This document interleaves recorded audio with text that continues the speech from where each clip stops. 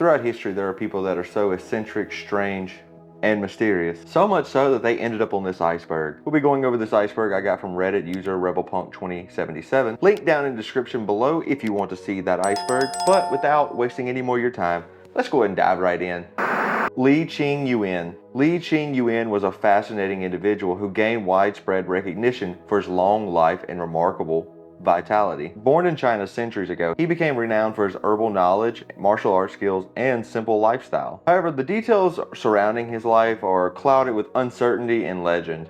Ching Yuen is believed to have been born in either 1677 or 1736 in China. As an herbalist, he gained local recognition for his extensive knowledge of traditional Chinese medicine. Li was also a practitioner of martial arts, which added to his reputation and popularity. He's said to have taught students in the ways of herbal medicine and martial arts, passing down his wisdom through generations. But Li's most notable claim to fame was his longevity. According to legend, he lived an astonishing long life. Reportedly, he made it to the age of 256 or 197 years old at the time of his death on May 6, 1933. He had supposedly died from natural causes, but had 24 surviving wives with over 200 descendants, according to some sources. His remarkable vitality and age were attributed to his adherence to a simple lifestyle, including a healthy diet, regular exercise, meditation, and the consumption of herbs and plants with some healing properties. Li's longevity captivated the imaginations of many, and there are several theories that challenge the veracity of these claims. Some argue that the accounts surrounding his age were exaggerated over time, as lack of official documentation and conflicting historical records make it difficult to find the exact days of his life. Others suggest that there may have been multiple individuals using the name Ching Yuen, leading to confusing and blending of the stories. Another theory is that Li just had exceptional genetic traits that contributed to his long life. This is because genetic studies have revealed that certain individuals inherit genes that enhance their ability to combat age-related illnesses, potentially prolonging their lifespans. While this theory is speculative, it offers a scientific perspective on the possibility of his extraordinary longevity. It's also important to consider the cultural and historical context in which Ching Yuen lived. Traditional Chinese culture has a rich tradition of valuing longevity and celebrating those who achieve it. Stories of individuals living an exceptionally long time have been prevalent through history and often serving as symbols of wisdom and spiritual attainment. Li remains a mysterious figure whose tale of extraordinary longevity continues to captivate the public's interest. While specifics of his age remain shrouded in mystery, he represents a timeless fascination with the pursuit of longevity and the human desire to unlock the secrets of prolonged and healthy existence. Story's kind of wild. I don't know anybody else who lived that long and died in the 1900s. I don't know. Comment down below. What do you think? Is he full of shit, or did he really have either good genetics or some secret? The Max Headroom Incident Guy. The Max Headroom Incident Guy, also known as the Max Headroom Signal Hijacking, stands as one of the most captivating and mysterious cases of television signal intrusion in American history. In 1987, an unknown individual wearing a Max Headroom mask and sunglasses interrupted broadcasts of two Chicago television stations, WGN-TV and WTTW. But before I go over that, let's establish who Max Headroom is. Max Headroom was a fictional character who first appeared in the 1980s. He was a computer-generated virtual TV host and media personality. Known for his distinctive appearance and quirky personality, Max Headroom was portrayed as a computer-generated avatar with distorted, stuttering voice and glitchy, digitized appearance. The character originated in a British television movie called Max Headroom, 20 Minutes into the Future, that came out in 1985 and was created by George Stone. The movie depicted a dystopian future where television networks held immense power and influence. Max Headroom was created as a satire of the media and served as a humorous, satirical commentary on the excesses of television and consumer culture. Ironic. Now that we talked enough about Max Headroom, let's get back to the incident. On the evening of November 22nd, 1987, during a sports segment of WGN-TV, the broadcast was abruptly interrupted. The screen went black for a few moments before the image of a person wearing a Max Headroom mask and sunglasses appeared, surrounded by moving geometric patterns. The intruder began speaking in distorted voice, engaging in bizarre behavior and making nonsensical statements. The intrusion lasted for approximately 30 seconds before the station regained control of the signal. Later that same night, during a broadcast of a Doctor Who episode, Horror of Fang Rock on WTTW, the masked individual struck again. This time, the intrusion lasted for about 90 seconds, with the hijacker delivering a disjointed monologue filled with cultural references and strange gestures and absurdity. Both intrusions caused confusion and bewilderment among viewers and raised significant concerns regarding the security of television broadcasting signals. I will now play parts of the segment here.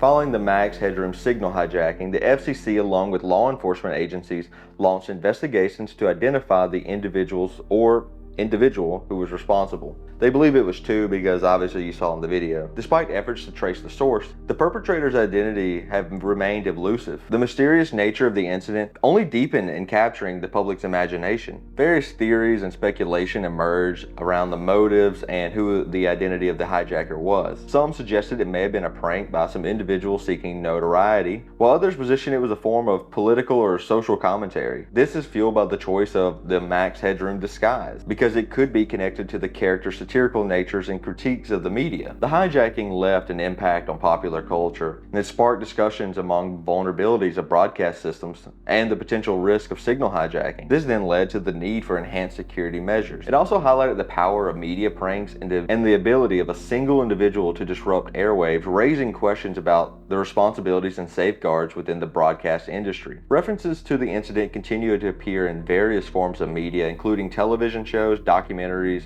and discussions about memorable moments in broadcast history. Hell, there's tons of videos on YouTube about this incident. And while advancements in signal security and technology have since strengthened broadcast systems since the hijacking, the incident remains an intriguing case and study that emphasizes the importance of vigilance and preparedness. And despite all that, the identity and the motives of the perpetrator remain unknown. Have you ever heard of this case before this video? If not, comment down below what you think about it. The Phantom Killer. The Phantom Killer, synonymous with the Texarkana Moonlight Murders, remains one of the most notorious unsolved cases in American criminal history. Between February and May of 1946, a series of attacks unfolded in Texarkana, a border town between Texas and Arkansas. The masked assailant, dubbed the Phantom Killer, targeted young couples parked in secluded areas known as Lover's Lanes. The Phantom Killer's reign of terror began on February 22, 1946, with an attack on Jimmy Hollis and Mary Jean Larray. They were parked in a secluded area when a man wearing a mask approached their vehicle and ordered them out at gunpoint. Both victims were then brutally assaulted, but miraculously, they both survived the ordeal. Over the following months, 4 more attacks took place. Richard Griffin and Polly Ann Moore were the next victims, found dead on March 24th. Less than a month later, on April 13th, Paul Martin and Betty Jo Booker were attacked. Martin was killed instantly, while Booker was found dead the next day. The final attack occurred on May 3rd when Virgil Starks was shot dead in his home. These horrifying crimes struck fear into the hearts of Texarkana's residents and left the community on edge. Despite extensive investigations, the true identity of the Phantom Killer has eluded law enforcement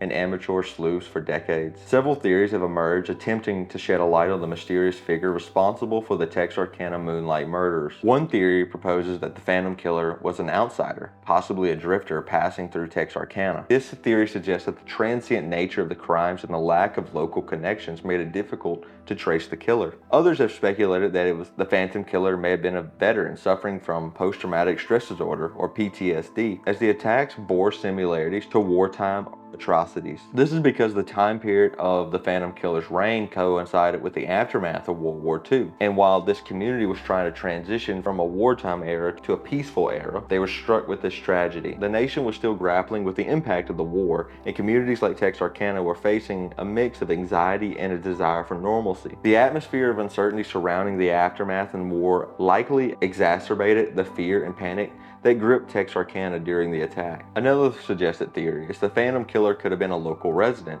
but with dual personality or dissociative disorder, explaining the contrasting behavior of a seemingly ordinary person turning into a violent criminal. Supporters of this theory believe that the perpetrator would have knowledge of the secluded areas and intimate knowledge of the community, allowing them to evade capture. Over the years, several suspects have been proposed, but none of them have been linked to the crimes. One notable suspect was Yule Sweeney, a petty criminal with a history of violence. Although Sweeney was arrested for car theft around the same time as the murders, there's insufficient evidence that directly connect him to the Texarkana Moonlight murders. Other individuals, including former soldiers, acquaintances, and victims, have also been investigated but never conclusively linked to the crime. One of those former soldiers, though, it's an interesting story, might as well go ahead and suggest it, was Ralph B. Ballman, a 21-year-old ex-Army Air Force machine gunner, claimed to have awoken from a fugue state of several weeks on the day of the Starks murder with his rifle missing. He had heard about a suspect matching his description and hitchhiked to Los Angeles, feeling that he was running from a murder. But on May 23rd, he told Los Angeles Police Department that he thought he could have been the Phantom Killer. He said, "I'm my own suspect." Police then arrested him, but investigators indicated that numerous aspects of the man's story were untrue. Ralph had stated that he'd been released from the AAF due to being psychoneurotic, and that he had previously confessed to killing 3 people in Texarkana in 3 days. But this didn't match the timeline of the Texarkana murders. Even if he was saying was true, he was ruled out for those murders. The Phantom Killer and Texarkana Moonlight murders, same thing, continue to haunt the public's imagination. The unsolved case, marked by its brutal nature and mysterious perpetrator, remains a chilling reminder of the dark side of human behavior. Decades later, the identity of the Phantom Killer remains unknown, and the Texarkana Moonlight murders stand as a perplexing mystery. As time passes, the hope of uncovering the truth becomes increasingly elusive, leaving the legacy of the Phantom Killer as a haunting symbol of unresolved criminal history.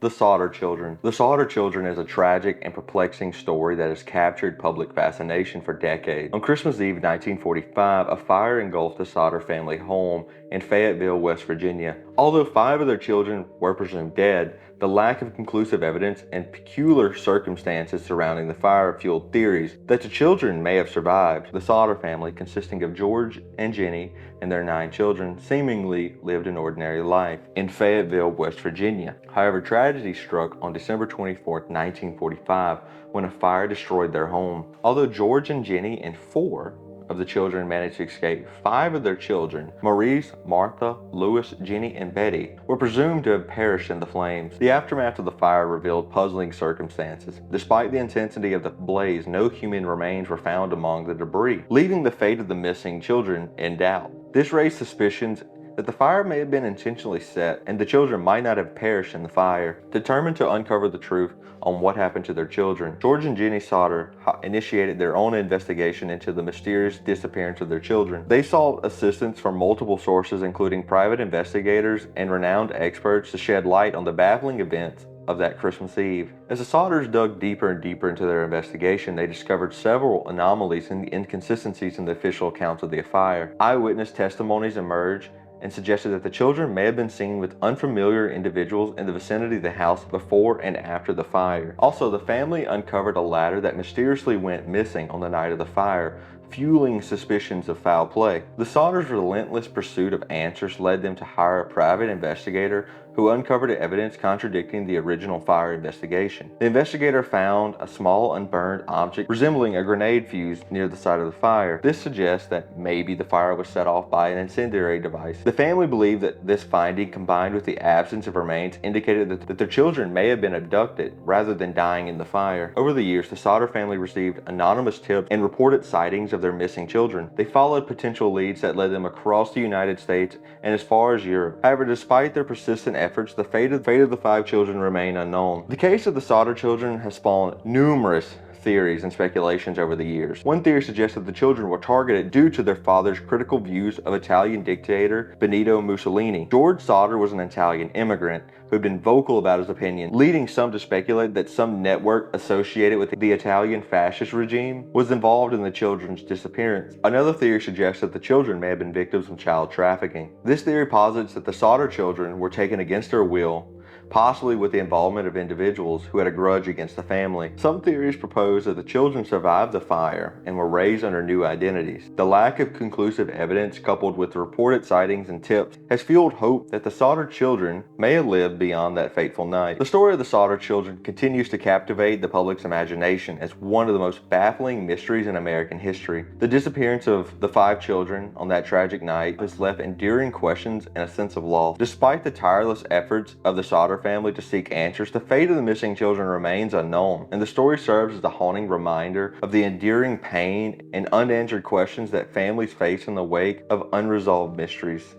Aristeas. In ancient Greek mythology, there are many fascinating characters, and one of them was Aristeas. The legend has it that Aristeas was a brave adventurer and a close companion of the god Apollo, the god of music and poetry. And according to legends, Aristeas had extraordinary abilities and embarked on exciting journeys. He was said to have transformed into a raven and traveled off to far-off lands, encountering various creatures and civilizations. His stories were compiled in a work and attributed to a poet named Aristeas, known as Aristeas of Pernikius. I hope I pronounced that right. Like I said, apparently the dude could transform into a raven, and as a raven, he would fly off to distant and mythical lands, witnessing marvelous sights and encountering strange creatures. In this land, he observed the Hyperboreans, a mythical people known for their harmony and prosperity. Aristeas also claimed to visit the sacred city of Armaspian, which legend has those people only have one eye. So I guess the city of Cyclopses. Cyclopses. Another notable adventure of Aristeas was him visiting the island of Sirens, mythical creatures with enchanting voices that would lead sailors to their death in the ocean. But despite their tempting songs, Aristeas was able to resist their allure and escape their clutches, earning him great admiration. I don't know why I have to include this, but I feel it's important to note that the stories of Aristeas are subject to debate among scholars. You don't say. Some believe the work was written by a poet named Aristeas, while others suggest it may have been a fictional creation or pseudonymous work. Despite all that, his adventures of bravery and encounters with mythical beings have inspired countless authors and poets and artists throughout the ages. So I guess this story's not a complete waste of time. The themes of transformation, exploration, and overcoming challenges resonate with readers of all ages, reminding us the power of imagination and the allure of the unknown. Prahlad Jani. Prahlad Jani was an Indian breatharian monk who claimed to live without food and water since 1940. He claimed that he was sustained by the goddess Amba. I'm not being rude, I hope I pronounced that right. Prahlad Jani was born on August 13, 1929 in the Indian village of Tarrare. Jani claims when he was 7 years old he left his home and went to go live in the jungle. Jani had a spiritual awakening at the age of 12 and became a devotee of the Hindu goddess Amba. He chose to dress as a female devotee of Amba from then on, wearing a red sari-like garment. He also wore jewelry and crimson flowers in his shoulder-length hair. Jani believed the goddess provided him with water that fell through a hole in his palate, allowing him to live without food or water. You see, Jani was suffering from a medical condition where he had a hole in his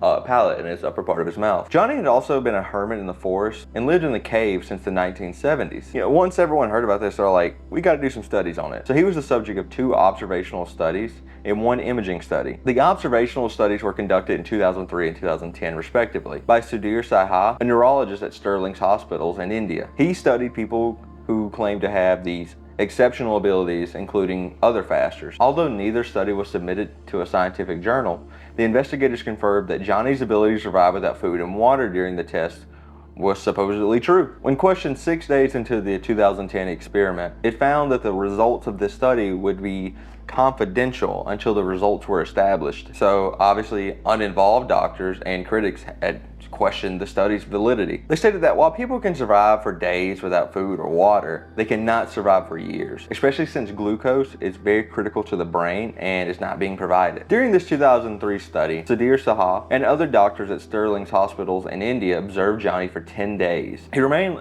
in a locked room. Doctors stated that he did not pass any urine or stool during the observation, but urine did appear to form in his bladder. A hospital spokesperson stated that Jani was physically normal, other than the hole that was in his palate. But Jani's weight did drop slightly during this time. 7 years later in 2010, Dr. Sodder and a team of 35 researchers and other organizations observed Jani again from April 22nd to May 6th. Jani was subjected to daily clinical examinations, blood tests, and scans by the team. Multiple CCTV cameras and personal observation devices were reportedly used to conduct around-the-clock surveillance. According to the researchers, Johnny was taken out of the sealed room for tests and sun exposure while being continuously recorded. All medical tests on Johnny were normal after 15 days of observation, during which he reportedly did not eat, drink, or go to the toilet. Although the amount of liquid in Johnny's bladder fluctuated and appeared to be able to generate urine in his bladder, he didn't pass it. They stated in 2010 that additional research would be conducted, including investigations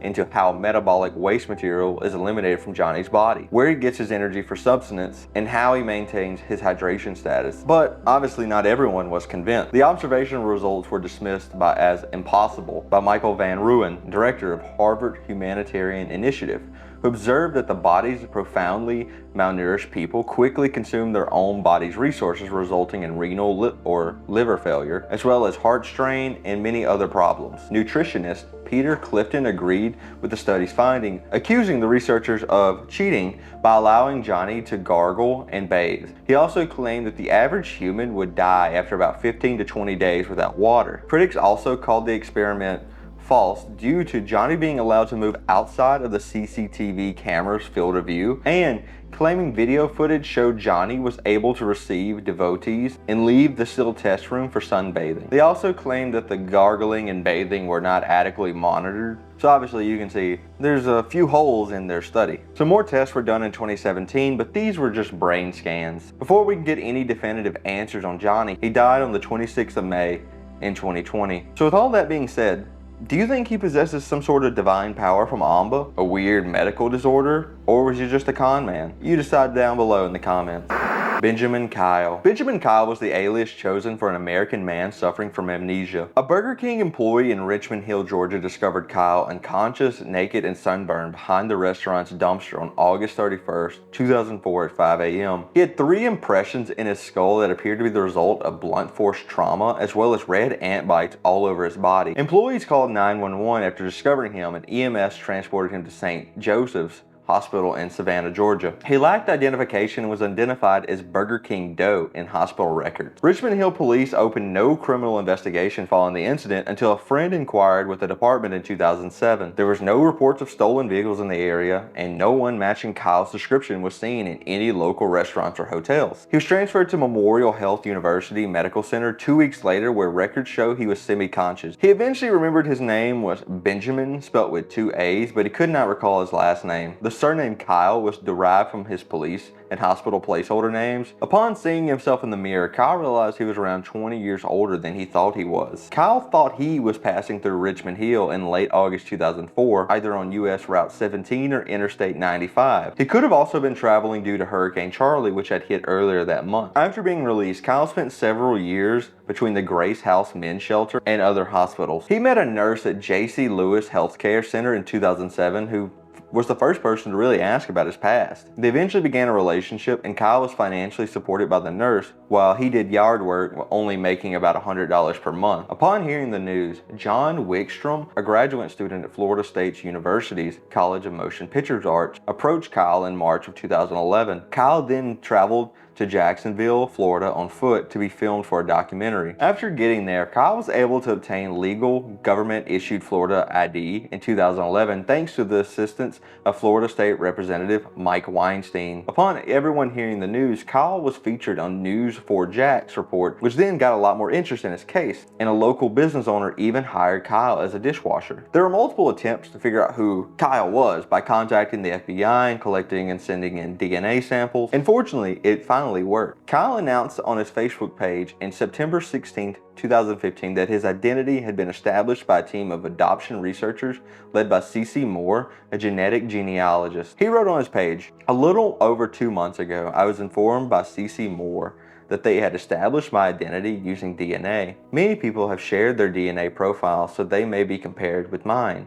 Though a process of elimination, they determined my ancestral bloodline and who my relatives were. A DNA test taken by a close relative has confirmed that we are related. Kyle's true identity was revealed to be William Burgess Powell on November 21st, 2016. He was born and raised in Lafayette, Indiana on August 29, 1948. In 1976, he had severed ties with his family and abandoned his belongings, including his car and trailer which he had been living in. His family filed a missing persons report at the time, and police had discovered he had relocated to Boulder, Colorado on a whim with a coworker. This all aligned with some of the fading memories that he had in his life before he was found. Also, his birth date was one of the details that he also somehow was able to remember, and remembered it correctly. He did. A reporter was able to find some social security records of him working in various jobs until 1983, after which no records for the remaining 20 years until his discovery in 2004 could be found. So the real question remains, what did he do from 1983 to 2004? Also, what caused him to develop amnesia before he was found? Personally, I have no clue. But do you? Let me know down below. Dread Pirate Roberts. Dread Pirate Roberts was a pseudonym for Ross Ulbricht, an American serving life imprisonment for creating and running the dark web site Silk Road from 2011 until his arrest in 2013. Ross grew up in Austin, Texas, and while there he became an Eagle Scout, then attended high school before graduating in 2002. After that, Ross attended the University of Texas at Dallas on a full academic scholarship and graduated in 2006 with a bachelor's in physics. He then attended Penn State, where he got his master's degree in material science and engineering. By the time Ross had graduated, he'd become interested in libertarian economic theory and supported Ron Paul. Based. He promoted agorism, which is a social philosophy that advocates creating a society in which all relations between people are voluntary exchanges by means of counter-economics engaging with aspects of non-violent revolution. Basically, he believed in free trade as long as the parties are willing. To sum it up the best I can. I know there's more to that. Bear with me. This will be very important later. After Penn State, Ross returned to Austin where he tried day trading in a video game company, both of which failed. Eventually, he partnered with a friend named Donnie Palmertree to build an online used bookstore called Good Wagon Books. Palmertree eventually moved away, leaving Ross to run the online store alone. Around this time, Ross began planning the Silk Road. In his personal diary, he would outline a website where people could buy anything anonymously, with no trail whatsoever that could ever lead back to them. Like I said about his philosophy, he believed in free exchange of items between two willing parties without the involvement of some force, that being the government. According to Ross, he said, quote, "I am creating an economic simulation to give people first-hand experience of what it would be like to live in a world without the systematic use of force." Once again, the government. The Silk Road ran as an onion service on the Tor network. In layman's terms, it was on the dark web. The Tor network implements data encryption and routes traffic through intermediary servers to anonymize the source and destination of IP addresses. So by hosting a website on there and allowing the use of Bitcoin as currency to buy items, he created an anonymous market. Before people comment, Bitcoin's not anonymous. I know. It's all stored in a public ledger, aka the blockchain. But people were using wallets that didn't have the real or legal name tied to them, basically making them anonymous without a ton of investigation. Obviously, if you look hard enough, you can always find them, but you're going to put in some work. While running the site, Ross used the name Dread Pirate Roberts for his username, but it's disputed whether that was the only account he had ever used during that time. Law enforcement soon noticed the website, and they broke the case in a number of ways. One drug agency investigator infiltrated the site and became an admin, therefore gaining insight on how the website operated. Then another law enforcement group seized the server in Iceland that had a ton of chat logs, which then gave them even more information. The craziest part was how an IRS investigator connected Ross's name to the Dread Pirate Roberts username. The name came by linking the nickname Altoid that was used during Silk Road's early days to a forum post which Ross posted under the nickname Altoid. In this forum post, Altoid asked for programming help and gave his email address, which contained his full name. And that's when the government had their guy. They knew his name. And on October 1st, 2013, the FBI arrested Ross at Flynn Park branch of the San Francisco Public Library. There, they accused him of being the mastermind behind the site. The arrest case is kind of interesting. To prevent Ross from encrypting or destroying files, they waited until Ross came out into public with his laptop and began working. While working, two FBI agents posing as a couple began fighting, which then distracted Ross. And that's when a third FBI agent came up and snatched the laptop before he could grab it. He then stuck in a USB drive, which loaded software to go ahead and copy all the key files, so they had all the information they would need. Ross was then ordered to be held in jail without bail. And then on February 4th, 2015, Ross was convicted of engaging in criminal enterprise, narcotics conspiracy to commit money laundering, and conspiracy to commit computer hacking. He was sentenced to a double life imprisonment plus 40 years without the possibility of parole in order to pay $183 million in restitution. That's a fucking harsh sentence. And that's not just my opinion.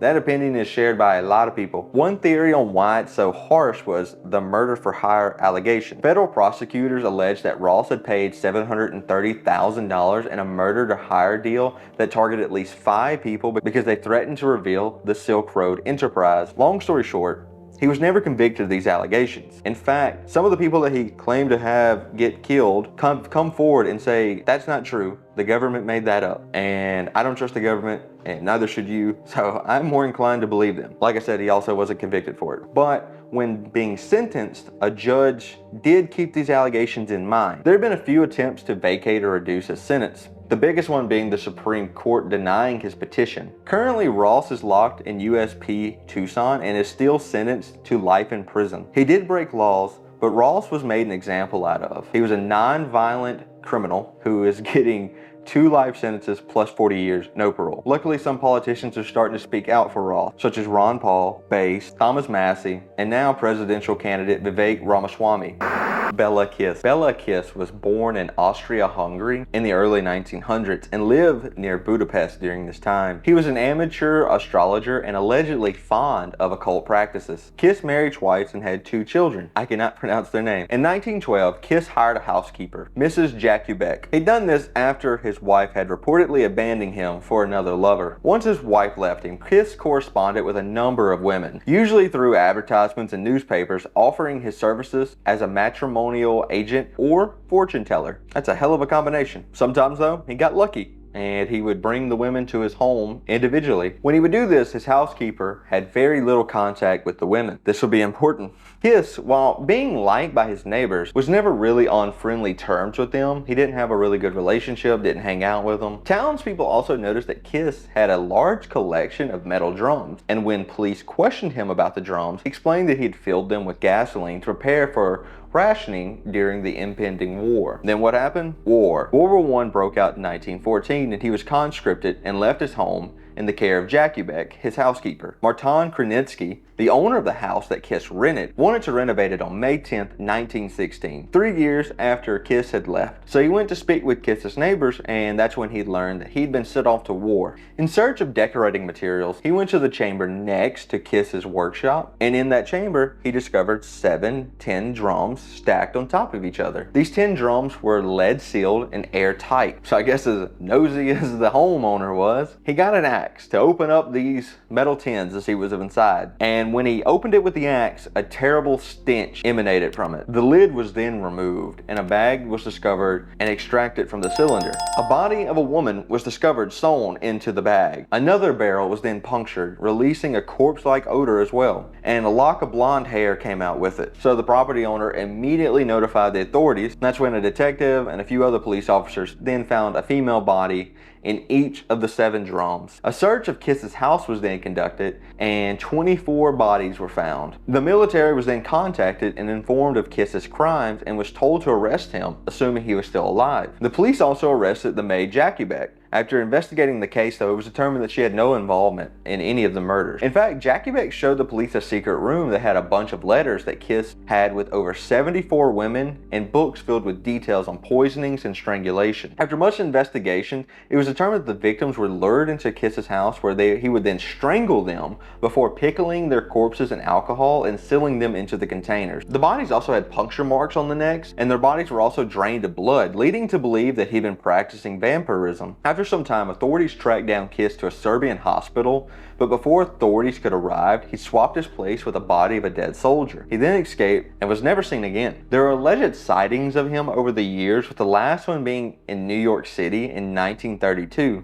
but Kiss was never caught or found. His exact number of victims remain unknown.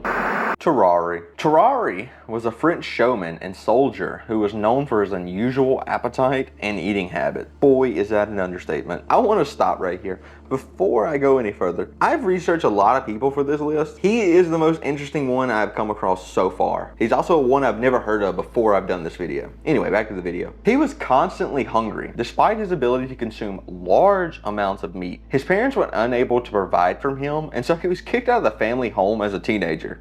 They're basically like, we can't afford to feed you. Get the hell out. He traveled through France with a gang of sex workers and thieves before becoming an opening act for a traveling charlatan. He swallowed quartz, stones, live animals, an entire basket of apples during his act. He then took his act to Paris, where he worked as a street performer there. But before we get there, let's go back to his early days. Tarrare was born in 1772 near Lyon, and it's unclear whether Tarrare was his actual given name or just a nickname. Tarrare had a voracious appetite as a child, and by his teens, he could consume as much food as he weighed himself in a single day. And it was at this point his parents were unable to afford to support him and told him to get the hell out. After a few years, he toured the country with a band of thieves and prostitutes, stealing and begging for food, before landing a warm-up job for a traveling charlatan, like I said. While doing his street performance, he was really good at it and very successful. But one act went wrong on one occasion, resulting in a severe intestinal obstruction. Crowd members then carried him to the hospital, where he was treated with strong laxatives. That sounds painful. He recovered completely and offered to perform his act by eating his surgeon's watch. The surgeon was unimpressed and warned him that if he did,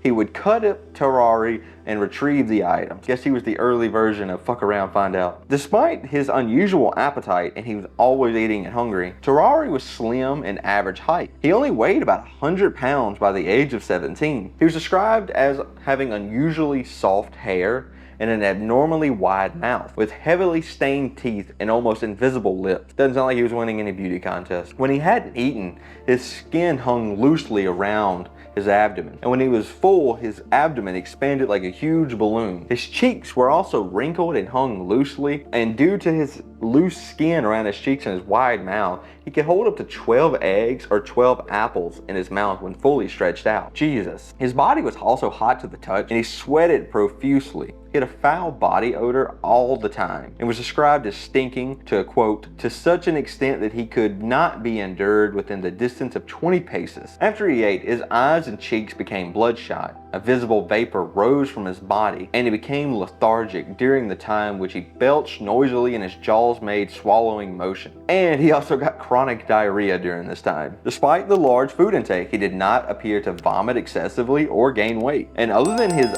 very odd eating habits, his friends and companions saw no obvious signs of mental illness in him. Tarrare eventually joined the French Revolution Army when the War of the First Coalition broke out. But military rations, however, were insufficient to satisfy his appetite, so he performed tasks for other soldiers in exchange for a portion of their food. Then he would scavenge for scraps. That's just gross. But even this was unable to satisfy him. So since he wasn't getting enough food, he had severe exhaustion, and he was admitted to a military hospital. There, he was given quadruple rations, but continued to be hungry. He even scavenged the garbage in the gutters there, and ate all the scraps left by other patients and the doctors. Military surgeons were baffled by Tarrare's appetite. He was ordered to remain in the military hospital to participate in some experiments. There, they wanted to put Tarrare's appetite to the test. A meal had been prepared for 15 laborers near the hospital's gates, and while normally the hospital staff restrained Tarrare in the presence of food, the doctors wanted to see what he would do, so they allowed him to go to this location undisturbed, see how much food he would eat. It's so funny, I'm just